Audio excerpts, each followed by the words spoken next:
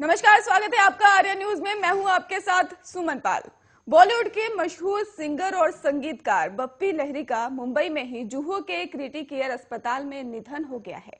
बप्पी लहरी की उम्र 49 साल की बताया जा रहा है और उनका निधन रात करीब 11 बजे हुआ है। बप्पी लहरी पिछले काफी समय से बीमार चल रहे थे। पिछले साल अप्रैल में ही बप्पी दा को कोरोना वायरस भी हुआ था। बप्पी दा ने ही साल 1985 में फिल्म शराबी के लिए बेस्ट म्यूजिक डायरेक्ट का फिल्म फेयर अवार्ड भी जीता था।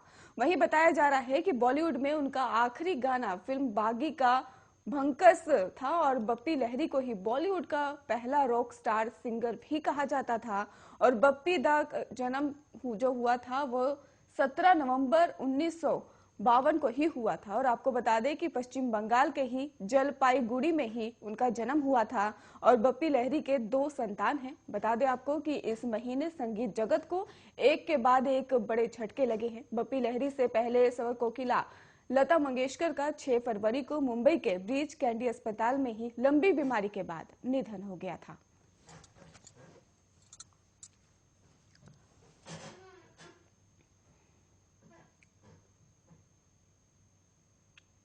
पिछले साल गणतंत्र दिवस पर किसानों की रैली के दौरान लाल किले की हिंसा के बाद सुर्खियों में आए पंजाबी अभिनेता सोशल एक्टिविटीज के माने जाने वाले दीप सिद्धू ने ही मंगलवार रात को ही सोनीपत के पास कुंडली मानेश्वर पलवल राजमार्ग पर एक सड़क दुर्घटना में उनकी मौत बताई जा रही है। उनकी सक्रिय बता दें कि उनकी गाड़ी भी दिल्ली के पास कुंडली बॉर्डर पर एक ट्रॉली से टकराकर दुर्घटनाग्रस्त हो गई थी और इस हादसे में ही दीप सिद्धू की मौत हो गई। और वहीं उनके साथ गाड़ी में सवार एक महिला मित्र दुर्घटना में घायल हुई हैं। सोनीपत के law and order DSP Virender Singh ने पुष्टि की कि ट्रक के पिछले हिस्से से सिद्धू की गाड़ी टकरा गई थी जिससे उनकी मौत हुई है। वहीं पुलिस ने कहा है कि घटना जो है वो हरियाणा के खरखोदा इलाके के एमपी पर ही पिपली टोल बूथ के पास ही रात करीब 9 बजे हुई है। और जब सिद्धू और उनकी दोस्त एक पंजाबी अभिनेत्री गाड़ी के पास पंजाब में ही जा रहे थे और दीप सिद्धू के निधन पर पंजाब के सीएम चरणजीत सिंह चन्नी ने भी शोक व्यक्त किया है।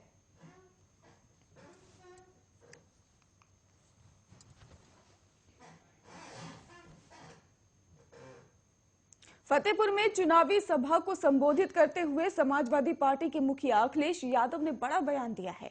उन्होंने दावा किया है कि समाजवादी पार्टी और उसके गठबंधन दोनों चरणों के चुनाव में बीजेपी से काफी आगे है। अखिलेश यादव ने कहा कि समाजवादी पार्टी और उसके गठबंधन दोनों चरणों के चुनाव में बीजेपी से काफी आगे है। बीजेपी अभी तक पीडब्ल्यूडी समेत सरकार के पैसे पर ही रैलियां कर रही थी और अब पता चला है कि लोगों को उनकी रैलियों में शामिल होने के लिए बाहर से बुलाया जा रहा है। और अखिलेश यादव ने बीजेपी पर तंज कसते हुए कहा कि पहले और दूसरे चरण का मतदान देखकर गर्मी निकालने वाली भी भाप निकल गई है। और साथ ही उन्होंने वादा भी किया फतेहपुर के मिर्च कारोबार को बढ़ावा देने के लिए मदद करेंगे। अखिलेश यादव ने बीजेपी पर निशाना साधते हुए साफ तौर पर कहा कि कोरोना के समय में अगर सरकार सही समय पर दवाई दिला देती, इलाज करा देती तो जानें बच जाती। और बीजेपी सरकार दोषी है जिन्होंने हमारे गरीबों को अनाथ छोड़ दिया। बीजेपी सरकार ने ही जो मेडिकल कॉलेज यहाँ बनाया ये उसमें न डॉक्टर है न दवाई है। इसके साथ ही उन्होंने वादा भी किया कि समाजवादी पार्टी की सरकार बनने पर 18,000 प्रति वर्ष समाजवादी पेंशन गरीब वृद्धों और जरूरतमंद महिलाओं और बीपीएल परिवारों को मिलेगी।